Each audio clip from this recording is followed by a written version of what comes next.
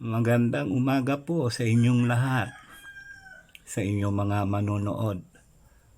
Ngayon pa lang, maraming salamat. Panoorin niyo po ito mula umpisa hanggang sa mga matapos. Nandito po tayo sa lugar na ito kung saan yung mga basura ay ating lilikumin kasi yung basuran itinaob ng mga pusa. Kaya ayan, napakaraming basura na atin pong pupulutin.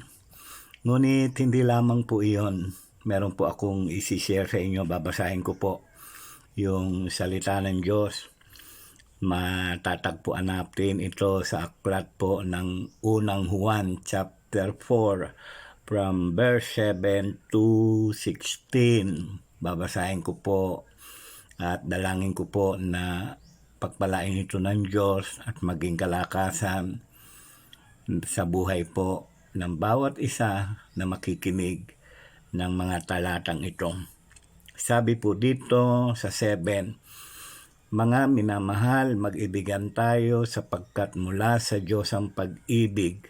Ang bawat umiibig ay anak ng Diyos at kumikilala sa Diyos.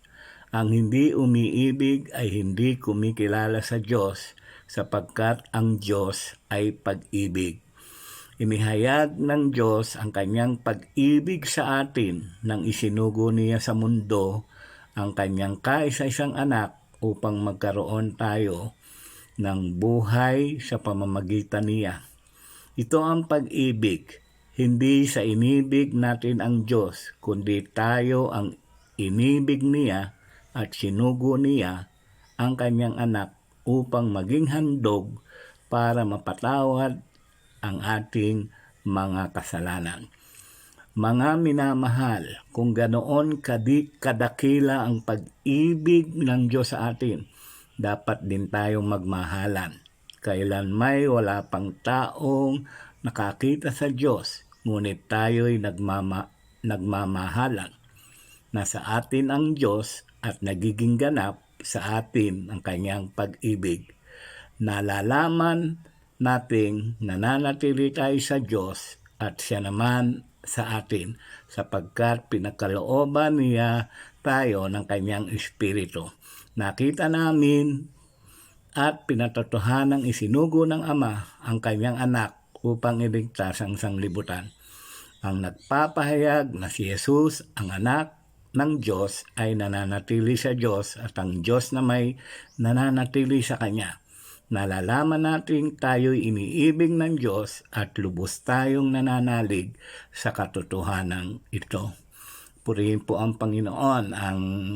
Ang tema lamang po ng binasa natin ng mga talata ay yung tungkol sa pag-ibig ng Diyos at kung paano tayo ay inutos sa atin ng Diyos na mag-ibigan tayo sa isa't isa dahil ang Diyos, siya ay pag-ibig.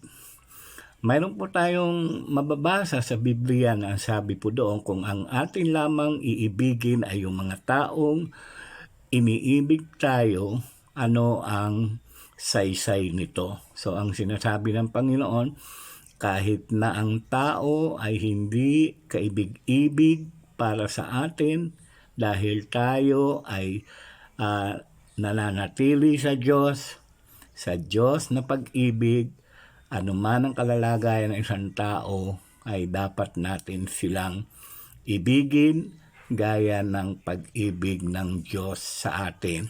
At kung maalala nyo po, na ang ikalawang utos ng Panginoon, ang sabi niya, ibigin mo ang iyong kapwa gaya ng pag-ibig mo sa iyong sarili. Kuminsan may mga taong parang ang hirap mahalin, ang hirap ibigin. So kung tayo ay mananalig sa Panginoon, ay hindi po ito mahirap gawin para sa Kanya. Sapagkat tayo din noon ay mga taong makasalanan. Tayo rin noon ay hindi kaibig-ibig, ngunit inibig tayo ng Diyos.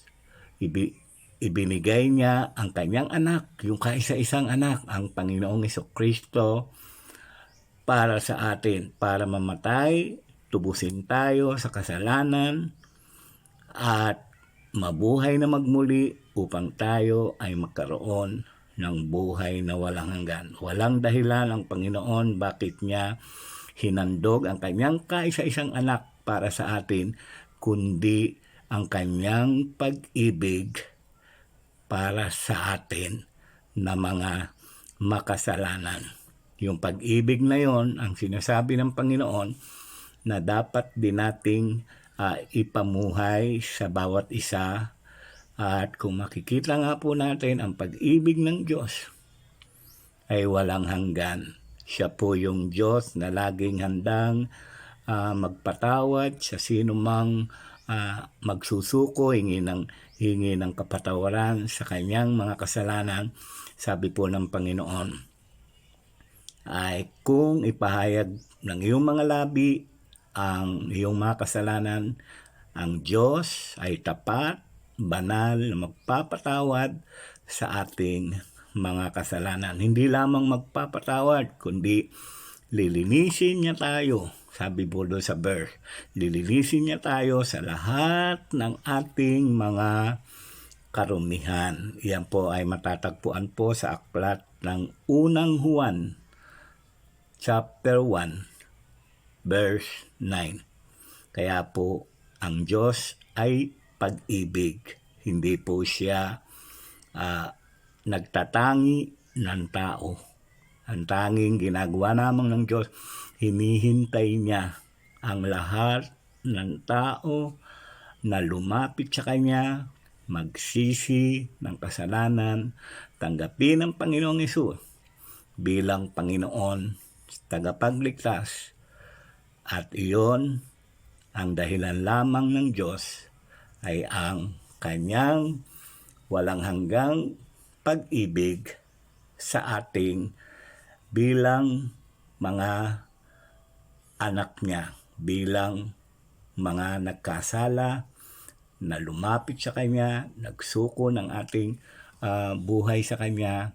Tayo ay hindi niya itinaboy, tayo ay tinanggap niya, tayo ay Kanyang nilinis, tayo ay Kanyang pinatawad, tayo ay binigyan ng karapatan na maging mga anak ng Diyos, at higit sa lahat, binigyan niya tayo ng buhay na walang hanggan, buhay na walang hanggan na may pangako na hindi na tayo mapapahamak dahil sa ating pananampalataya sa ating Panginoong Hesus. At sabi nga ng Panginoon, wala tayong maipagmamalaki. Wala tayong maipagmamalaki sa Kanya dahil siya mismo ang nagsabi na dahil lamang sa kagandahang loob ng Diyos tayo ay naligtas sa pamamagitan ng ating pananampalataya sa ating Panginoong Jesucristo. Kaya hindi po natin masasabi na dahil sa ating mga mabubuting gawa, naging mabait ako, meron akong relihiyon, wala akong inapakan tao, mabait ako, tumutulong ako.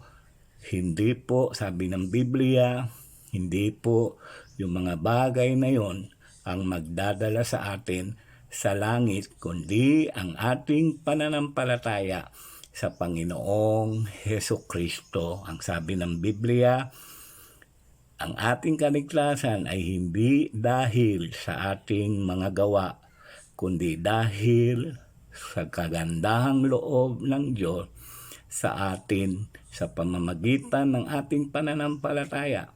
Tayo po ay naligtas. Kaya sino man sa atin, kung nais mo ng kaligtasan, ng buhay na walang hanggan, iisa lang ang sinasabi ng Panginoon.